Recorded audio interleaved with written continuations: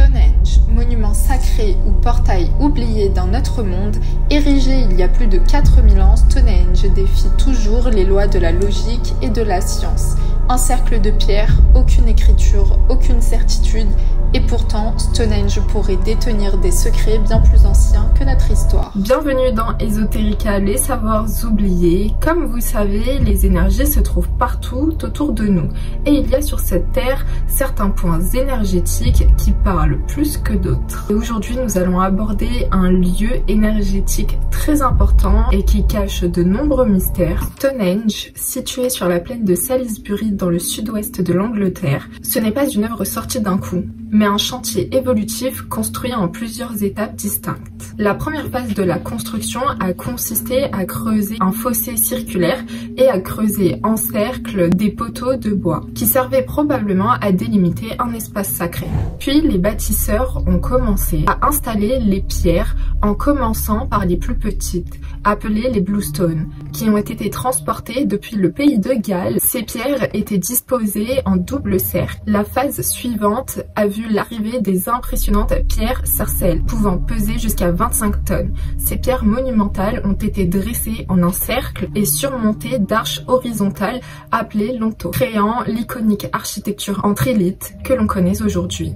On estime que la construction complète de Stonehenge a demandé environ 30 millions d'heures de travail total réparties sur plusieurs générations. Chaque pierre a été soigneusement taillée, transportée sur des centaines de kilomètres, levée et placée avec une précision incroyable, notamment pour aligner le site sur les solstices. Ce travail colossal témoigne d'une société organisée possédant un savoir approfondi en ingénierie et en astronomie. Pourtant, on ignore encore qui exactement étaient ces bâtisseurs. Probablement des communautés néolithiques qui avaient une relation étroite avec la nature, les cycles du temps et la spiritualité. Plus récemment, une découverte fascinante a ajouté une nouvelle dimension au mystère de Stonehenge. Les chercheurs ont analysé la composition des bluestones, qui sont ces pierres qui constituent Stonehenge, et ils ont découvert que ces pierres ont la capacité de produire des ondes spécifiques lorsqu'elles sont frappées. Ces sons génèrent des vibrations qui stimulent particulièrement les ondes alpha du cerveau. Les ondes alpha sont des fréquences cérébrales situées entre 8 et 13 Hz, associées à des états de relaxation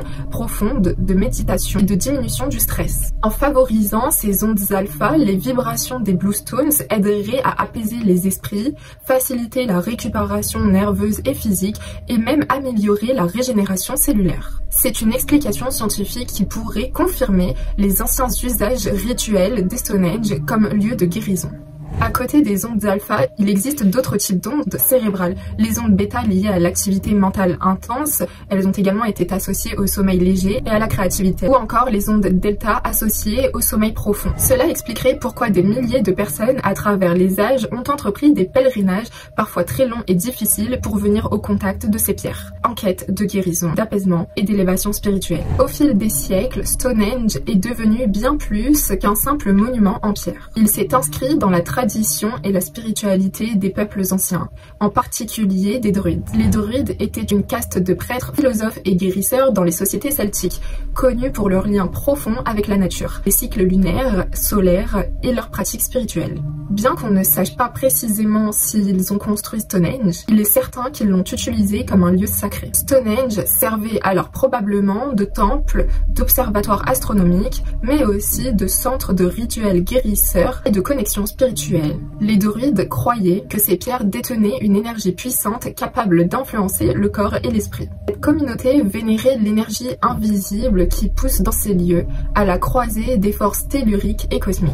Ils voyaient dans les alignements des pierres et dans leurs vibrations une façon d'harmoniser les êtres humains avec les rites naturels, permettant ainsi un travail profond sur la santé et l'âme. Il est dit que les druides utilisaient des techniques de chant, de méditation et de percussion sur les pierres pour amplifier ces effets énergétiques. Cela résonne avec les découvertes modernes sur les sons des Bluestones et leur impact sur les ondes alpha du cerveau. Stonehenge, loin d'être un simple vestige, reste un centre d'énergie spirituelle, un point de convergence entre le visible et l'invisible, entre le passé et le présent. Les archéologues ont fait des découvertes fascinantes en ce qui concerne Stonehenge. Lors de fouilles archéologiques, ils ont retrouvé de nombreux squelettes. L'un de ces squelettes avait une déformation au niveau des genoux, c'est-à-dire qu'il n'avait pas de rotule entre ses deux os.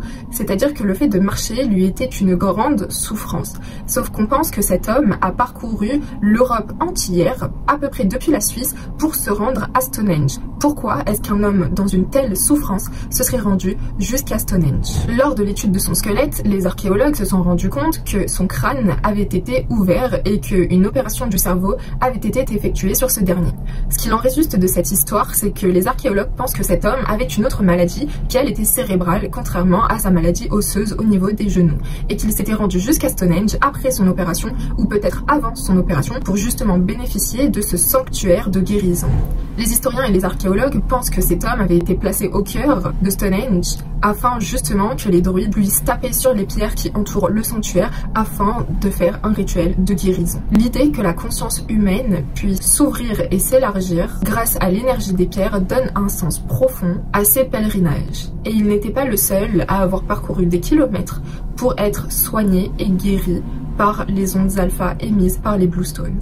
Et les archéologues ont justement constaté que l'ouverture qui avait été faite sur son crâne était presque indétectable par l'œil humain, ce qui est un signe de guérison bien évidente. Depuis 2010, les recherches autour de Stonehenge n'ont cessé d'évoluer. Les technologies modernes comme la lidar et la tomographie géophysique ont permis de révéler des structures cachées autour du site, comme des voies cérémoniales, des habitations temporaires et d'autres cercles de pierre jusque-là inconnus. Ces découvertes montrent que Stonehenge faisait partie d'un vaste complexe sacré, un véritable centre spirituel et social pour les peuples néolithiques.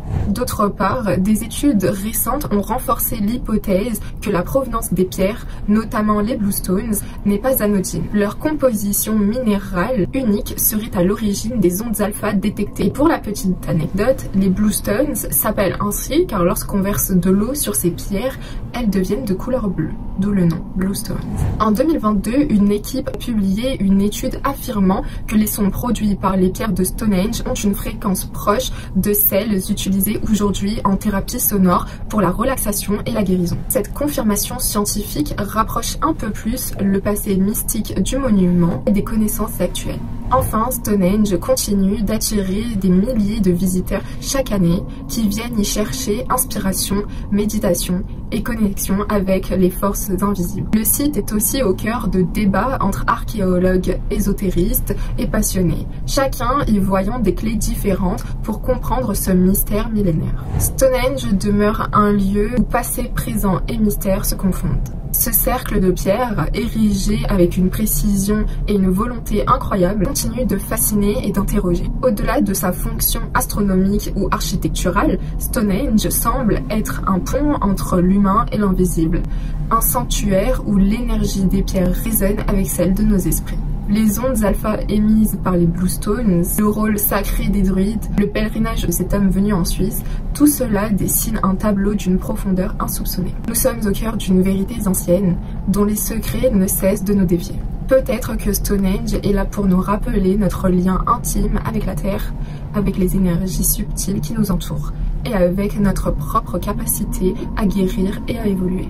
L'histoire de l'humanité est écrite dans ces pierres, dans ces vibrations, dans ces lieux et dans nos pas. Chaque avancée scientifique, chaque découverte archéologique, chaque récit spirituel nous rapproche un peu plus de ces vérités oubliées. Un jour, peut-être, Stonehenge nous ouvrira entièrement ses portes et ses mystères. En attendant, il reste un symbole puissant, une invitation à écouter ce qui vibre au-delà du visible. Au fur et à mesure que les épisodes Esoterica avancent, je pense que vous vous rendez compte que la frontière entre spirituel et science est bien fine. Oubliez tout ce que vous croyez savoir. Le monde regorge de vérités cachées, de signes que peu perçoivent, alors ouvrez votre esprit et regardez au-delà du visible. Et si cette vidéo a éveillé quelque chose en vous, n'hésitez pas à me rejoindre sur la chaîne.